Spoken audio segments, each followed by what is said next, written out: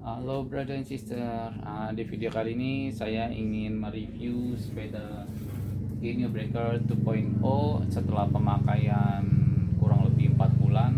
Itu saya dapat di kisaran 2.500 sampai sekitar 3.000 km lah. Soalnya terakhir apa pemakaiannya gantian, si merah ini sama si hitam, jadi ya kurang lebih segituan. Kekurangan pertama, ban ini dimana ini kalau kita goyang kiri kanan itu agak oblak, goyang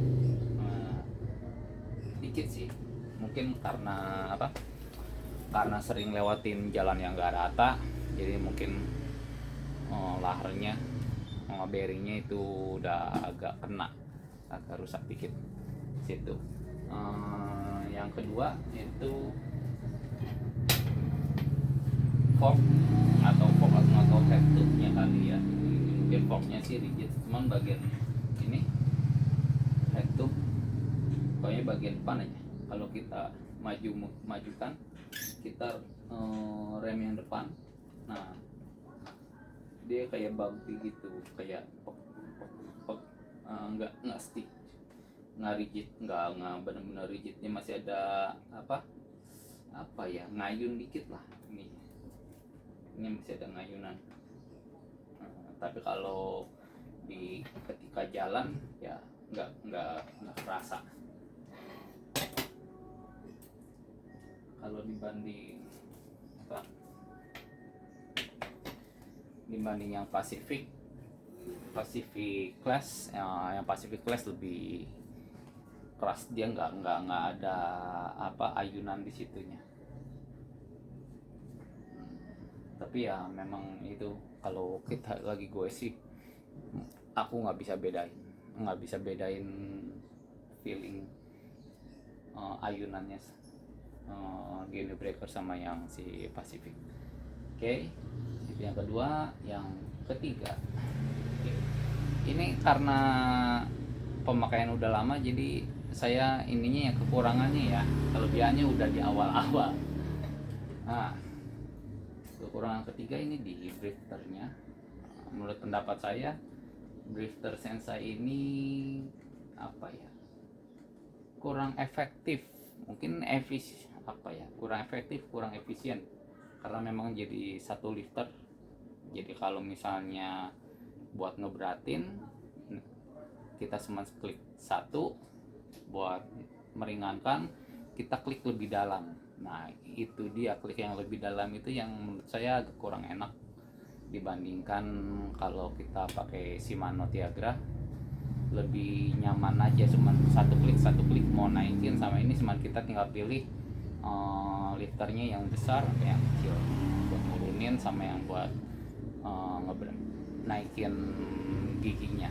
Tuh menurut saya ya, mungkin itu persepsi orang beda-beda. Yang kedua masih di drifter, itu karet ini termasuk tipis dibandingkan yang Tiagra. Jadi kalau mau jalan jauh ini agak lebih cepat sakit bagian tangan sama kebas.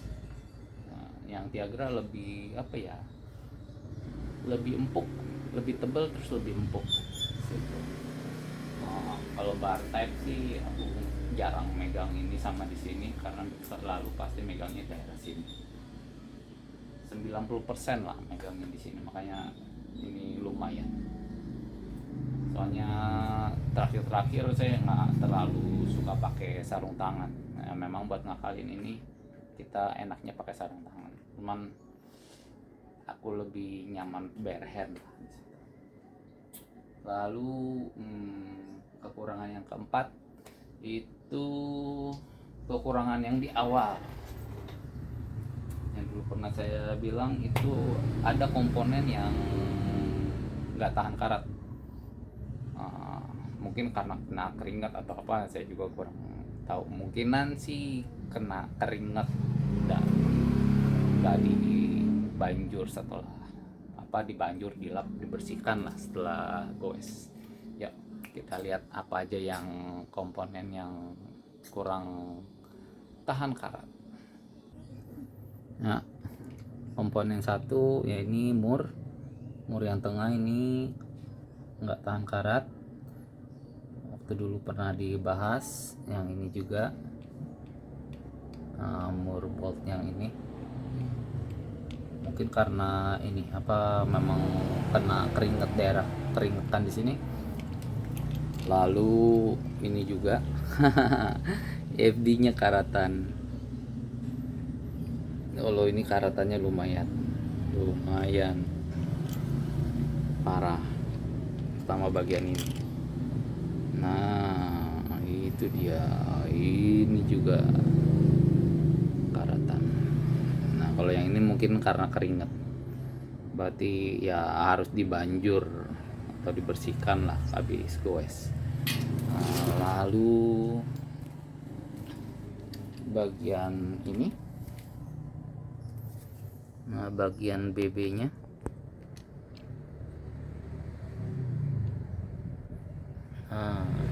BB kotaknya, bagian besi yang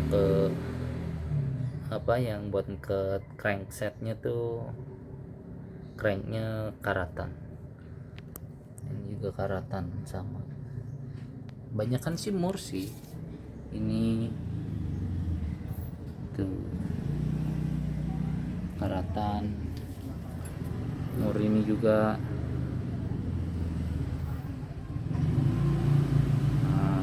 karatan. Ini karatan. Bagian besar mur yang karatan. Oke, itu bagian yang karatan setelah kurang lebih 4 bulan ya. Memang satu yang saya sebut tadi, kemungkinan besar itu karena ada yang ganggu, ada ya keringat lah, mesti sering dicuci kayaknya kalau habis goes. Nah ini ada satu lagi kekurangan yang menurut saya sih ya minor sekali sih, itu ada di bagian catnya. Yuk kita lihat yuk, di bagian cat itu ada di bagian depan, atau mungkin semua sepeda kayak gini kali ya. Nah kelihatan deh, nggak usah pakai senter. Nah, cat yang ini nih, ini sebenarnya sih udah berapa lama ya pemakaian, sebulan 2 bulan udah ada nih. Ini bukan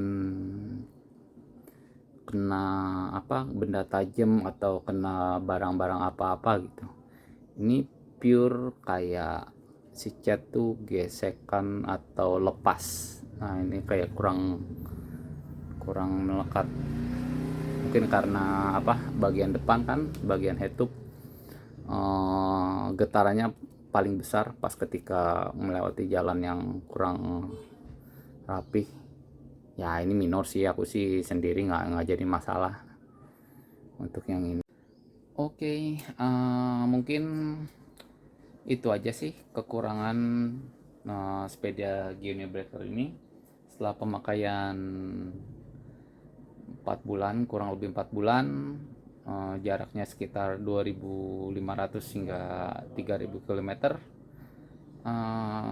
Menurut saya sih sepeda ini oke lah dengan adanya kekurangan itu, tapi dibandingkan dengan kelebihannya itu menurut saya worth it untuk dibeli dan untuk dicoba lah. Kalau untuk yang new, untuk yang baru seperti saya newbie, ini oke lah.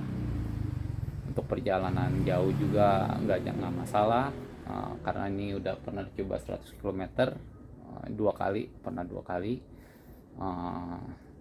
Terus juga ya namanya barang pasti dengan adanya pemakaian kita harus ada perbaikan sedikit-sedikit.